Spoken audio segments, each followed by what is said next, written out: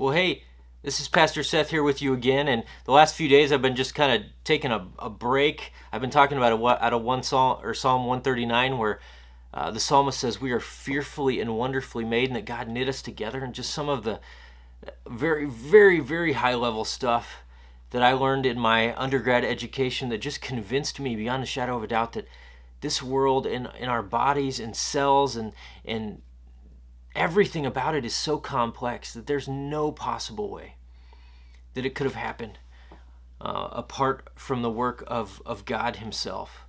Human intellects have been striving to understand it for hundreds and thousands of years, and we've just, in many ways, just scratched the surface.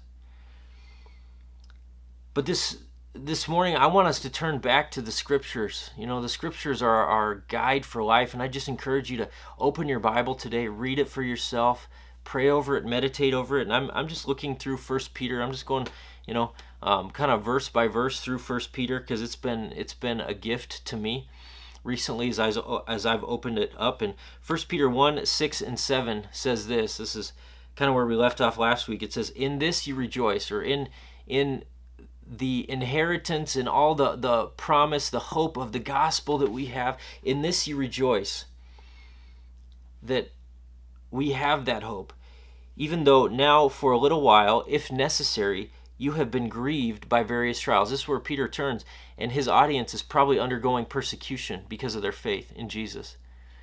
And he turns and starts to address that and says, you rejoice even though you've been going through hardship, suffering, and persecution.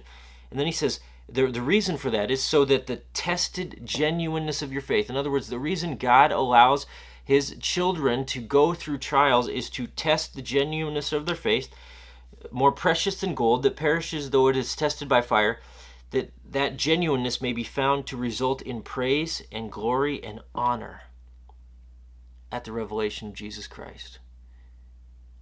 In other words, God allows difficult circumstances in the lives of His children to test their faith. There's a question there. Does He test their faith because He doubts it? I don't think that's it at all. I think He tests our faith so that in the testing it will be strengthened. We'll have to rely more fully on Him. And secondly, so that we can know the genuineness of our faith. So that we are even more assured, like, hey, I went through this. I held on to God. I trusted in Him even through that really, really hard time. My faith is genuine. It's firm.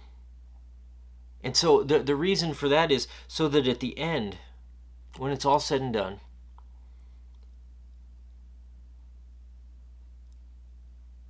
when Jesus is revealed, it may result in praise and glory and honor. And maybe a little bit of that is praise and glory and honor, like it's what Jesus gives to us when He says, well done, good and faithful servant. Great job. You hung in there. But it's also so that our lives would have pointed to Him.